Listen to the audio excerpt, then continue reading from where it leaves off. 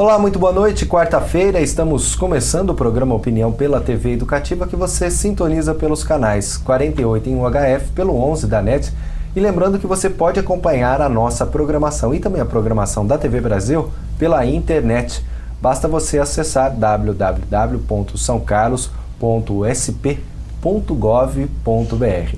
E a semana passada foi marcada pela Semana Euclidiana, que aconteceu lá na Universidade Federal de São Carlos, um evento organizado pela Fundação Promemória, em parceria com o Sistema Integrado de Bibliotecas do Município, que teve apoio da Universidade Federal de São Carlos, também da Biblioteca Comunitária lá da Universidade. Semana Euclidiana, que mais uma vez aconteceu com vários eventos. Um desses eventos foi a palestra Amazônia de Euclides da Cunha, que foi proferida pelo professor Fadel Davi Antônio Tuma Filho, que é um dos nossos convidados, juntamente com a professora Maria Silvia Sintra Martins, que é graduada em Letras e professora adjunta do Departamento de Letras da UFSCar.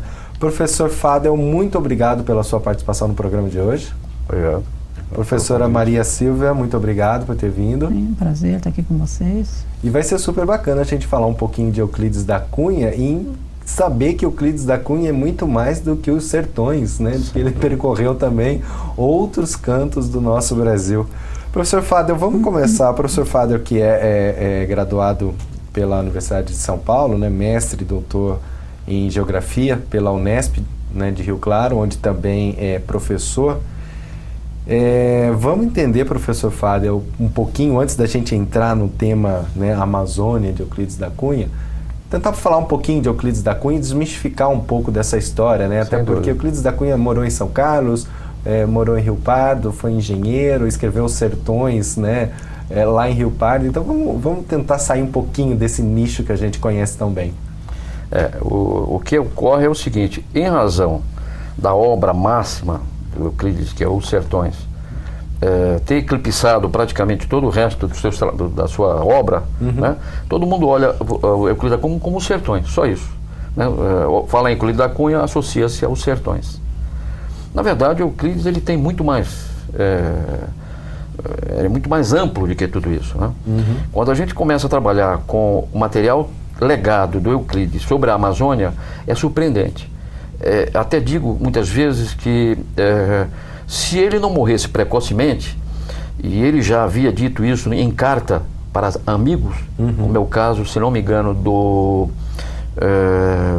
Arthur Lemos e outros amigos, ele mandou uma carta dizendo que ele gostaria de escrever um livro sobre a Amazônia, que seria o segundo livro vingador.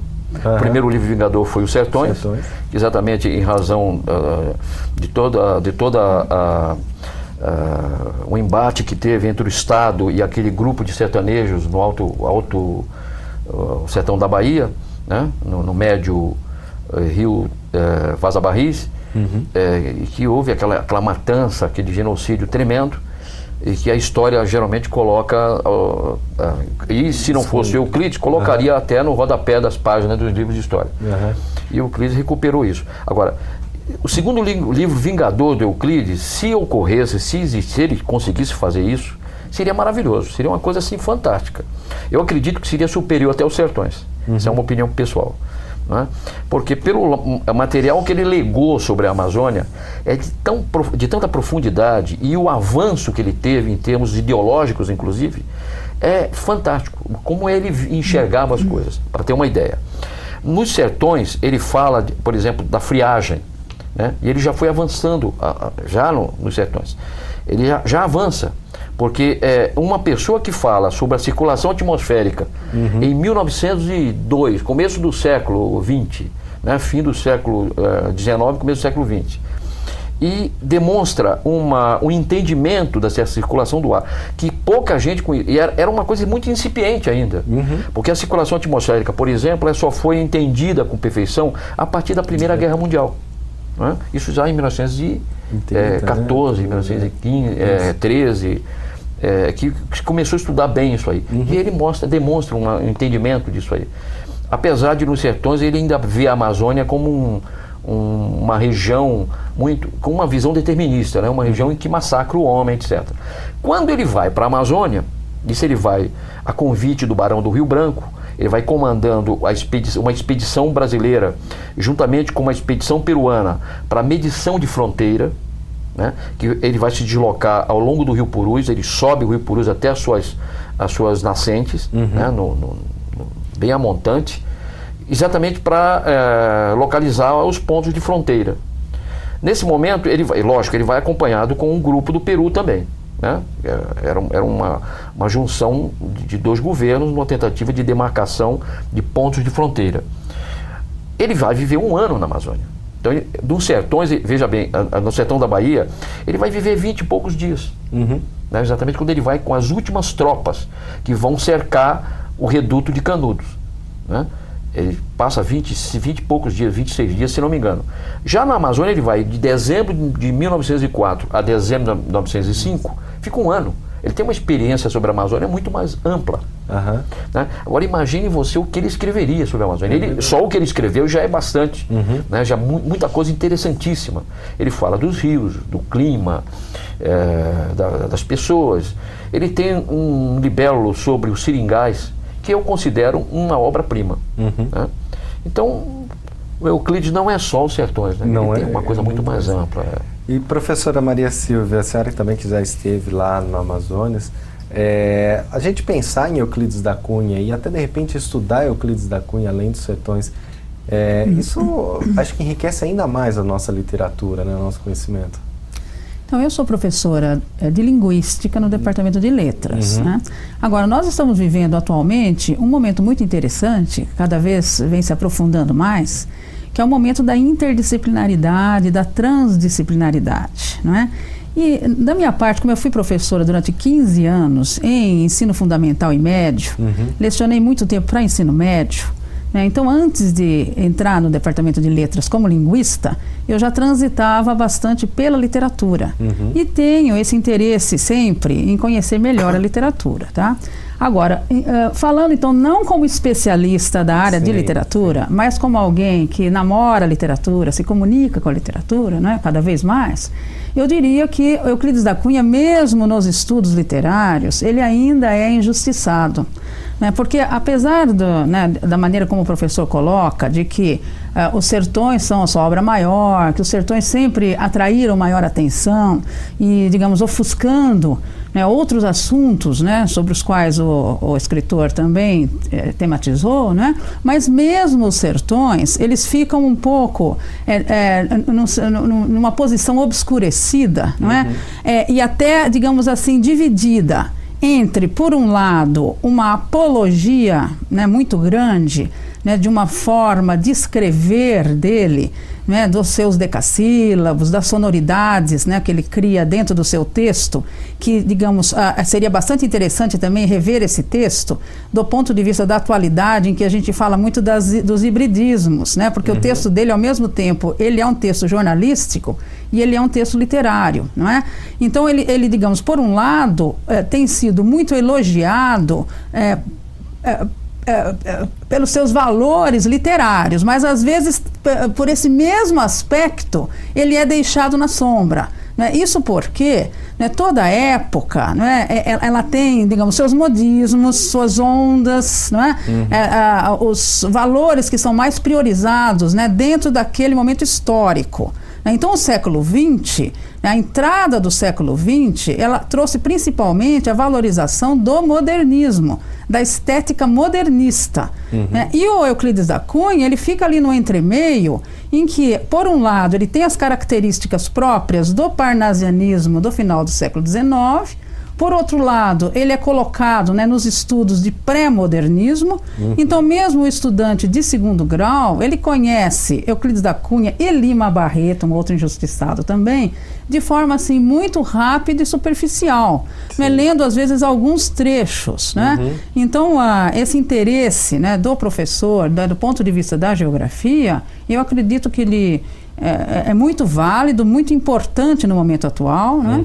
E que seria bom também que nós, né, da área das letras, digamos, aderíssemos e trouxéssemos à tona, né, digamos, um reavivar, né, dos estudos em torno do Euclides da Cunha, e eu sempre coloco, né, que do ponto de vista científico, você não pode se deixar levar, né, por modismos, ou por preconceitos, ou por valorizações efêmeras e transitórias, né? Então não podemos, em torno de uma certa estética que acabou sendo dominante, está entrando o século XXI também, né, deixar de lado essa outra estética euclidiana. Então veja que eu estou falando mais do ponto de vista formal, né, já que eu venho da área das letras, né, enquanto que o professor chama atenção, né, do ponto de vista do conteúdo propriamente dito, né. E agora, nós conhecemos pouco, enfim, para resumir a minha conversa, mesmo dos sertões, nós conhecemos pouco, e quanto mais, então, dos escritos sobre a Amazônia. Agora, só para a gente conhecer um pouquinho mais, né, ou então esclarecer um pouquinho mais até para o telespectador, Euclides da Cunha era engenheiro. Engenheiro militar. Engenheiro militar. Ele fez engenharia na época que existia, era uma junção entre os cursos militares com a engenharia. Com a engenharia. Depois foi separado, né? Hoje existe essa separação bem nítida. Existem os engenheiros militares que estudam no IME, Instituto Militar de Engenharia, e os engenheiros. E os militares que fazem a Academia das Agulhas Negras. Lá não, era tudo junto. Ali na Praia Vermelha. Depois, mais tarde, na época do Euclides mesmo, logo após, em seguida, a República, foi separado. Foi separado. Foi a quarta, como é que eles diziam, essas pessoas, ele estudou numa época muito interessante, em que era o maior centro intelectual do país na época, né, no Rio de Janeiro, era a capital, e essa escola, que era uma escola politécnica, mas ao mesmo tempo era escola militar, ela era um centro dos intelectuais. Eles não eram aquartelados, né, como hoje os militares são. Né? Depois se tornou aquartelado, eles moravam no quartel, etc. Já o Euclides não, era uma época que eles moravam fora, iam lá estudar. Muito interessante. É interessante a gente lembrar que ele era engenheiro, né? Porque senão muita gente vai ficar, como a professora disse, né? Ele escrevia os textos dele, né? Às vezes jornalístico, mas com essa dose literária, né, aguçada, e a gente esquece da formação de Euclides da Cunha. Bom, nós vamos fazer o seguinte, o programa Opinião vai para um rápido intervalo, na sequência a gente volta a falar um pouquinho mais sobre Euclides da Cunha aqui no Opinião.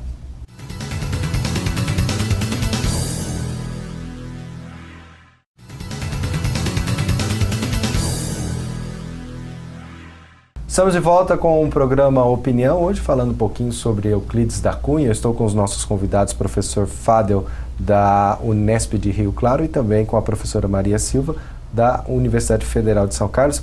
Professor Fadel, pensando nessa questão geográfica, né, que foge aos sertões, aí Euclides da Cunha vem nos revelando, e que o senhor tratou nessa palestra na Semana Euclidiana, que outras riquezas a gente poderia, Euclides da Cunha poderia mostrar para a gente nesses documentos que não chegaram a ser transformados em livros? Não, né? Alguns sim, né? Chegaram a Mas, ser, sim. Por exemplo, dessas cartas e tal, que a gente pudesse, né, de repente, resgatar e ter esses... O que ocorre é assim, o Euclides ele tem duas, nós podemos dizer assim, um momento pré-amazônico, antes dele conhecer a Amazônia, ele escreveu alguns artigos, né?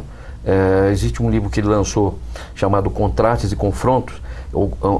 A primeira parte desse livro são livros que ele fala de muitas coisas do mundo inteiro, né? Da ação dos ingleses na Índia, do Império Russo, da África, etc. Mas existe um trecho do livro, quer dizer, a primeira parte do livro, ele fala sobre a Amazônia. Ele já começa a falar sobre a Amazônia. E alguns artigos independentes que foram lançados nos jornais. É o caso, ele começa a falar já do conflito que existia entre o Brasil e o Peru, na verdade, por questões de fronteira, já naquela época. Ele alerta as autoridades, antes de ele conhecer a Amazônia, sobre a invasão de caucheiros. São seringueiros que são chamados de caucheiros porque eles não trabalham com a seringa brasileira, né? A Hevea brasiliensis. Eles trabalham com caucho.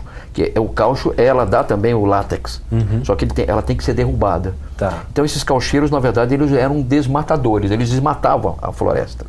E esses caucheiros, muitos deles eram peruanos, que penetravam dentro da floresta brasileira, né, além da floresta peruana, lógico, e que traziam todo esse problema sério, inclusive conflitos com os seringueiros brasileiros. Né? E ele já começa a alertar isso, as autoridades brasileiras, esse conflito que existia lá na região norte. Ele escreve sobre os caucheiros, ele escreve sobre os rios amazônicos daquela região da Amazônia Ocidental, que é o Rio Javari, Rio Madeira, né? Ele começa a alertar sobre a ocupação dessa região, e isso chamou atenção para Bem, ele tinha o interesse de conhecer a região. Ele falou isso a vários amigos, e isso chamou a atenção do Barão de Rio Branco, que na época era o chanceler, né, era o ministro de Relações Exteriores. E o Barão de Rio Branco, querendo fazer exatamente, já estava mais ou menos programado uma expedição binacional, porque na verdade eram os peruanos e brasileiros. Ele chamou Euclides, conversou com Euclides da Cunha e fez o convite para ele comandar essa expedição de demarcação de fronteira. E o Euclides prontamente atendeu. Né?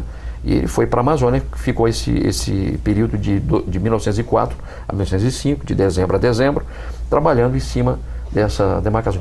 Subiu o Rio Burus, e a experiência que ele teve foi fantástica.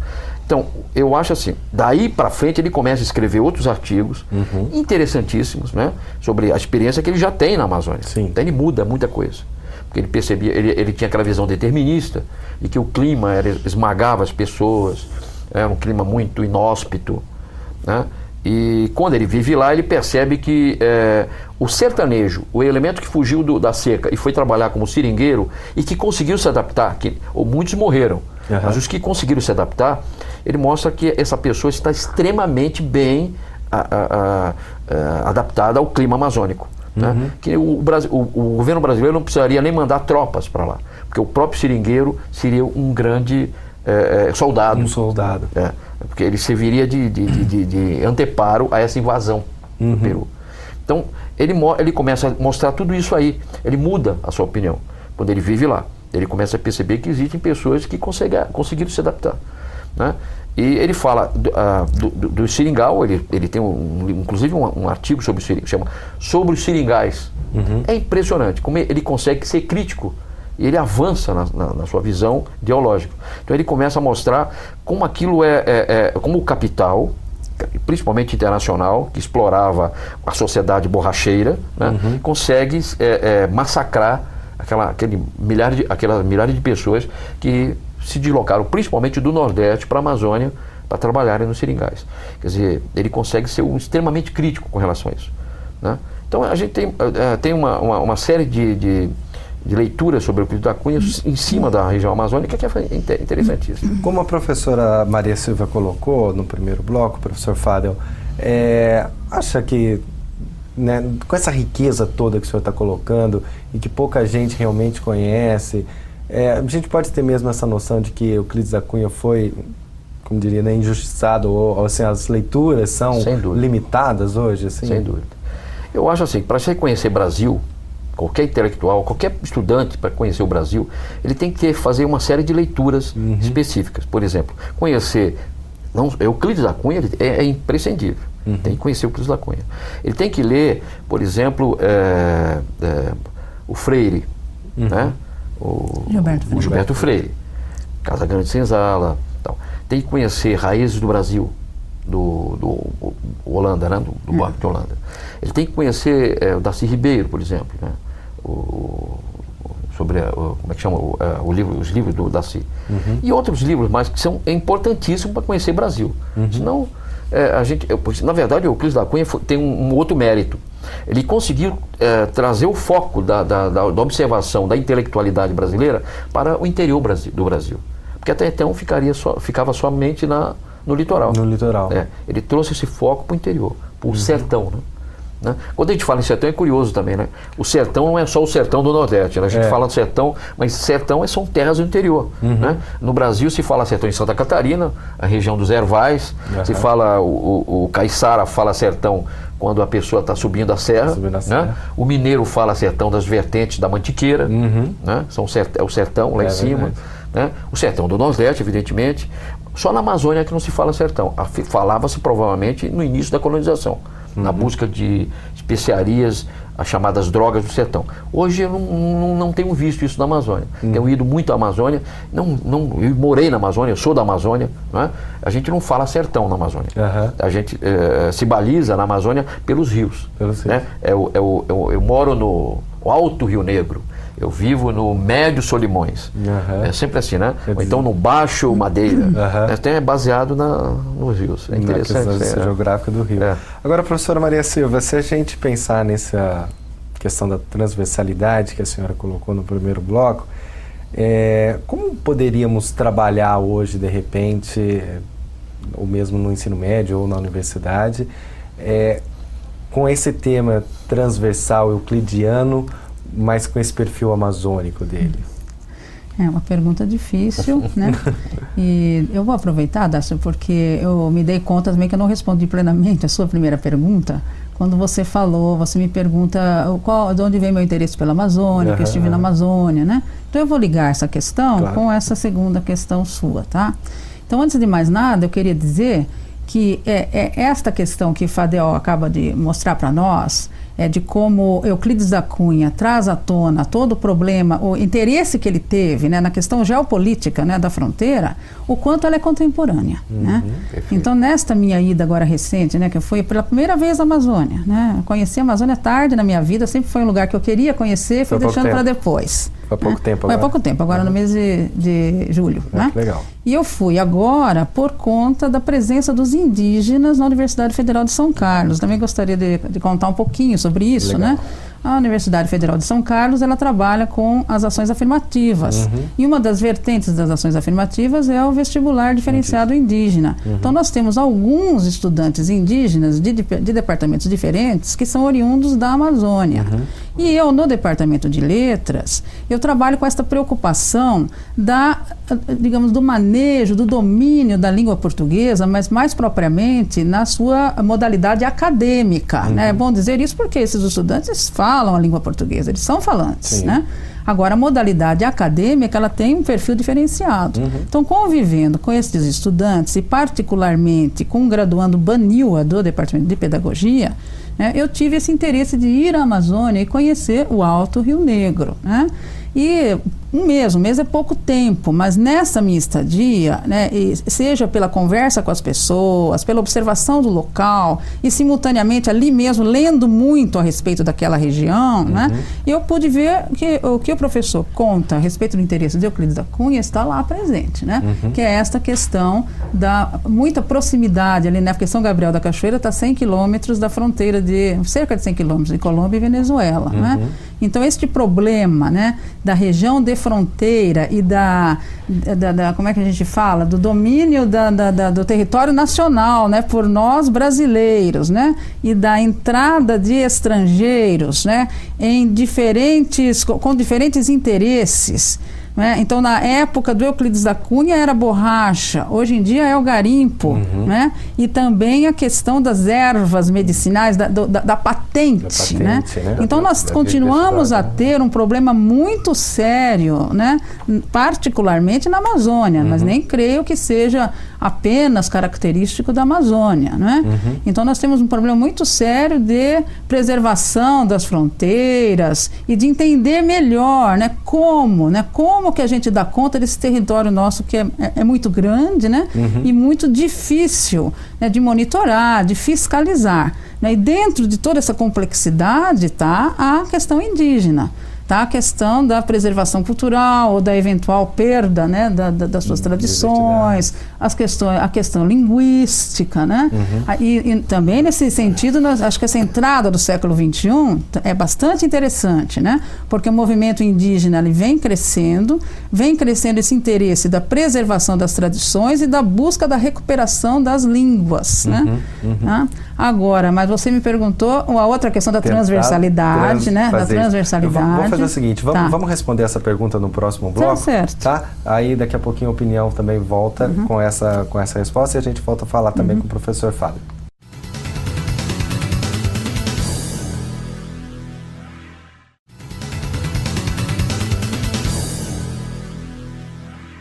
De volta com o programa Opinião, nós estávamos falando aqui com a professora Maria Silvia Professor, então, respondendo àquela pergunta da transversalidade, como é que seria possível isso hoje? Então, né, você vê, a riqueza de informações que nós temos quando nós passamos a ter interesse, né, por pesquisas advindas de diversas áreas, né? Então, digamos, a nossa compreensão, né, ela se torna muito mais rica e mais profunda se a gente tiver esse interesse de ir lá conhecer um pouco da parte das línguas, conhecer um pouco da literatura e buscar elementos na geografia e buscar elementos na antropologia, eventualmente na psicologia social.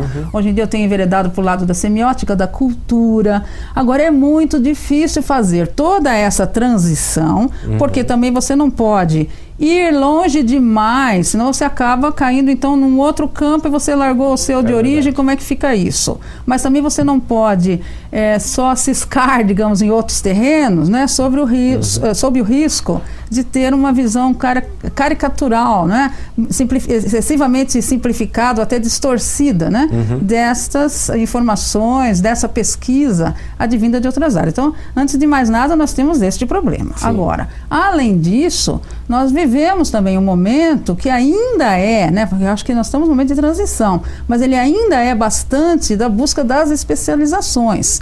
Então, principalmente o graduando, né, o aluno universitário, ele muitas vezes não está muito interessado em ficar indo para os outros campos, né? Porque ele já quer buscar sua pesquisa de iniciação científica, ele já está querendo entrar muito prematuramente num mestrado, né? E enveredar para todas essas outras áreas exige muito tempo, exige muita leitura. E o professor Fadel está lembrando aqui, enfaticamente, que nós precisamos ir para a leitura dos clássicos, né? E o momento é difícil, a internet está aí, chovem textos de todos os lados, o indivíduo ao mesmo tempo ele acha que ele tem que estar atualizado, então ele quer saber o que está sendo publicado hoje, né? E está largando, né? A tradição está ficando lá atrás, né? Eu me lembro, em alguma leitura minha, do Ítalo Calvino falar, né, dentro desse excesso de informações, o conselho dele é: vá aos clássicos, né?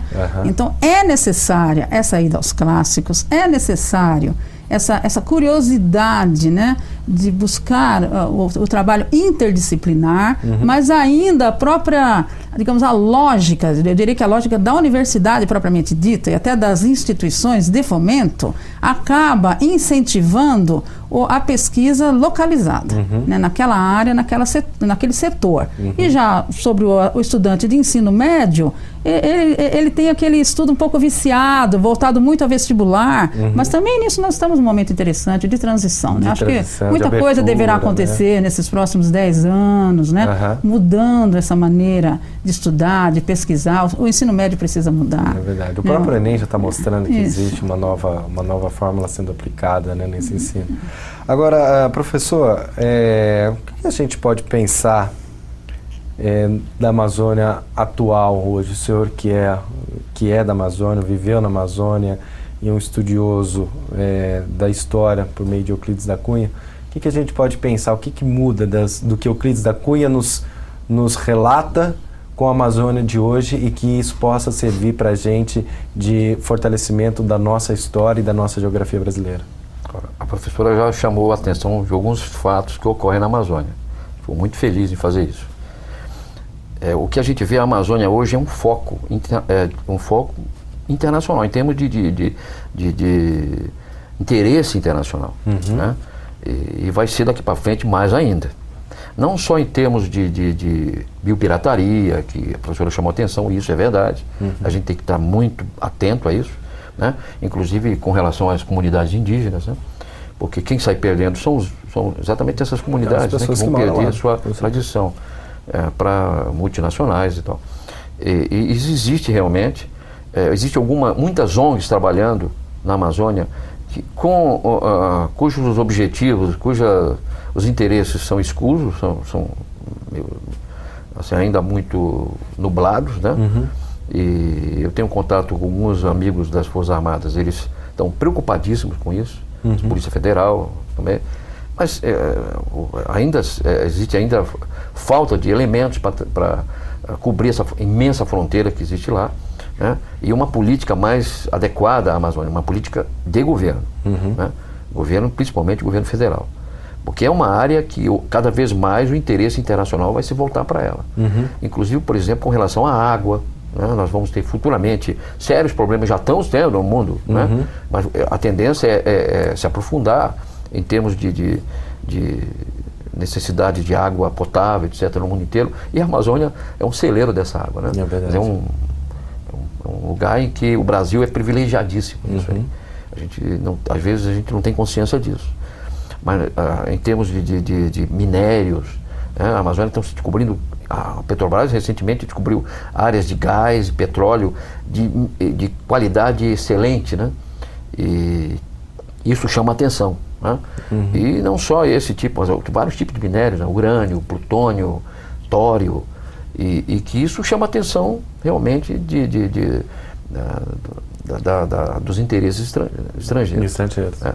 E o Brasil tem que tomar cuidado, lógico. Agora, o Euclides da Cunha já chamava atenção disso. Já chamava atenção. Não só disso, mas da Amazônia, inclusive. Né? Ele faz as críticas com relação ao governo não se interessar em prestar atenção à Amazônia. As críticas em alguns elementos que tiveram na Amazônia, Agassiz, por exemplo, quando esteve na Amazônia, a convite de Dom Pedro II, né? Chegou a falar que aquilo lá ia se separar do Brasil.